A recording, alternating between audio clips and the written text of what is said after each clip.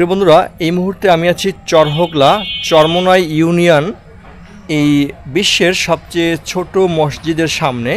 এটা হচ্ছে বরিশাল চরমোনাই সবচেয়ে ছোট মসজিদ হচ্ছে এইটা, দেখতে পাচ্ছেন। আজকের আমি আপনাদেরকে দেখাবো সবচেয়ে ছোট মসজিদ। এই হচ্ছে ছোট মসজিদ এবং এই মসজিদের গেট হচ্ছে এইটা।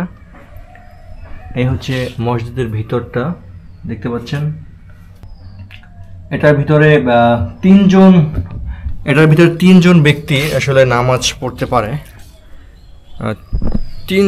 তিনজন নামাজ পড়তে পারে এটার ভিতরে, এরকমের জায়গা রয়েছে। আর এটার ভিতরে একটি ছোট মেহরাব রয়েছে, যেটি দেখা যাচ্ছে ইতিপূর্বে আপনারা দেখছেন মাত্র। এই যে ছোট একটি মেহরাব রয়েছে। এটি যদিও মেহরাব, বাট কিন্তু এটি স্যাম্পল হিসাবে, বাট এটার ভিতরে তিনজনের বেশি নামাজ পড়তে পারে না আসলে। প্রিয় বন্ধুরা, এটা হচ্ছে লাহোর গাছ।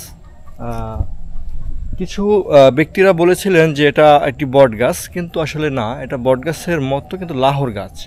এবং এই লাহোর গাছটা কিন্তু আসলে ঘিরে ধরেছে এই মসজিদটাকে।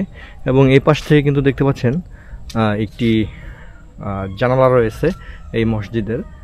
এবং ইন টোটালি মসজিদটাকে ঘিরে ধরেছে এই গাছটি, এই দেখতে পাচ্ছেন।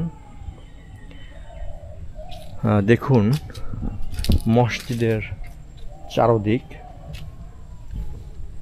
এটা হচ্ছে একটি মসজিদ, আর এই মসজিদের উপরে একটি গম্বুজ রয়েছে। এখানে একটি গম্বুজ রয়েছে, কিন্তু এই যে গাছের শিকড়ে ঘেরা, যার ফলে আসলে এই গম্বুজটি দেখা যাচ্ছে না। কিন্তু এটি ভিতরে ঢুকলে পরে আসলে এই গম্বুজটি দেখা যায়। একটি গম্বুজ রয়েছে, এটার উপরে ছোট্ট একটি গম্বুজ রয়েছে। আর এই পাশে হচ্ছে জানালা, এটা একটি জানালা। আর এই পাশে আরেকটি জানালা রয়েছে এখান থেকে। আর এটি একটি ওই যে একটি শিকড়ের মতো বা লতার মতো একটি লাহোর গাছের একটি লতা আসলে এখানে। আর এখানে কিছু জায়নামাজ রাখা আছে, জায়নামাজ। আর উপরেটা দেখতে পাচ্ছেন, এই যে খুবই সুন্দর একটি চৌকা মসজিদ, চৌকা বা স্কোয়ার বলতে পারেন, একটি স্কোয়ার মসজিদ। আর এ পাশে আরেকটি জানালা রয়েছে, দেখতে পাচ্ছেন, এই একটি জানালা। এবং ওই পাশে আরেকটি জানালা রয়েছে, যেটা এখান থেকে দেখা যাচ্ছে হালকা পাতলা করে। আর এই লাহোর গাছের পাতাগুলো দেখতে পাচ্ছেন, এই হচ্ছে পাতা লাহোর গাছের। এটার পাশে একটি পুষ্কুনি রয়েছে, এটার পাশে পুষ্কুনি রয়েছে। আর একদম ঘিরে ধরেছে এই লাহোর গাছে এই মসজিদটাকে। খুবই সুন্দর একটি মসজিদ। এই যে এখানে আবার ওই যে উলি আছে না, উলিতে আবার এই মাটি তুলছে উপর দিকে এরকম করে। প্রিয় বন্ধুরা, এখন আমি আছি বিশ্বের সবচেয়ে ছোট মসজিদের ভিতরে। এটা হচ্ছে একেবারে সবচেয়ে ছোট মসজিদের ভিতরের অংশ, এই দেখতে পাচ্ছেন। এবং এখানে দূর দূরান্ত থেকে মানুষ এসে নামাজ পড়ে, এবং যদি কারো মানত থাকে তাহলে এখানে মানত করতে পারে। এবং এখানে মানত করলে এই পাশে একটি দান বাস্ক রয়েছে, বা একটি গোল একটি বক্সের মতো রয়েছে। এখানে যে দরজাটা বা গেটটা রয়েছে, এটা ছোট একটি গেট, একেবারে মানে 3.5 ফিটের মতো হয়তো বা লম্বা হতে পারে, এরকমটা আর কি।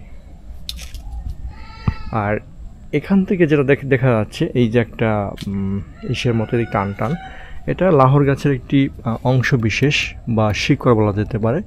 কিন্তু মসজিদটা এদিক থেকে ভিতরে একদম করা, এই দেখতে পাচ্ছেন, এটা একটি শিকড়। আমি প্রথমে যেটা মনে করছিলাম যে এটা হবে এরকমের কিছু একটা টান করে, কিন্তু না, এটা একটা শিকড়, যার কারণে এটার মসজিদের ভিতরটা আসলে বোঝা যায় না যে এটা আসল রূপটা কেমন। মনে হচ্ছে এটা ঘরের মতো, কিন্তু এটা ঘরের মতো না। এটা একটি গম্বুজ আছে এটার উপরে। গম্বুজটি এই লাহোর গাছে মানে ঘিরে ধরছে। একটু বলবেন যে এই মসজিদের বয়স কীরকমের বা কত হতে পারে?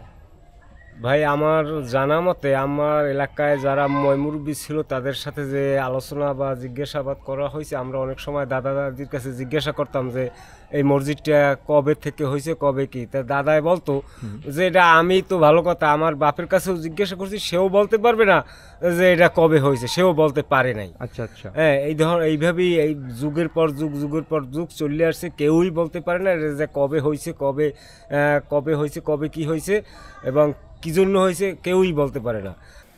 প্রিয় বন্ধুরা, এইমাত্র এই আন্টি এই মসজিদ থেকে নামাজ পড়ে বের হয়েছে।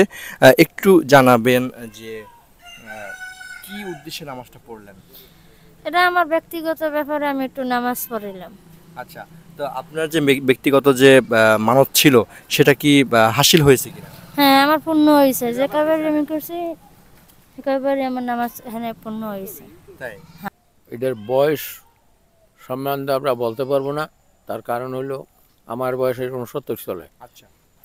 আমার যে দাদা জি। আমার বাবার কাছে বললে গেছে, সেও বলছে যে এই মসজিদ কখন কি স্থাপিত হয়েছে আচ্ছা। এটা তাও বলতে পারে না। এবং হ্যাঁ হে নাকি অর্থাৎ আমার তালুই, আচ্ছা। আমার বাপের বাবা হে হইলে আমার দাদা, দাদার যে বাপ হে হইলে আমার তালুই। তার কাছে জিজ্ঞাসা, তারা ওই এরকম বলছে যে কখন কি এরা এইটা মসজিদ নির্মাণ করছে এরা তারা কেউ বলতে পারে না, এবং আমরাও এই অদ্য পর্যন্ত আমরা কেউ বলতে পারি না। আচ্ছা। আপনারা দেখছেন চ্যানেল ওভি সাউন্ড। ওভি সাউন্ড ইউটিউব চ্যানেলে আপনাদের সবাইকে স্বাগতম। এই অনুষ্ঠানটি প্রচারিত হচ্ছে ওভি সাউন্ড ইউটিউব চ্যানেলের সৌজন্যে।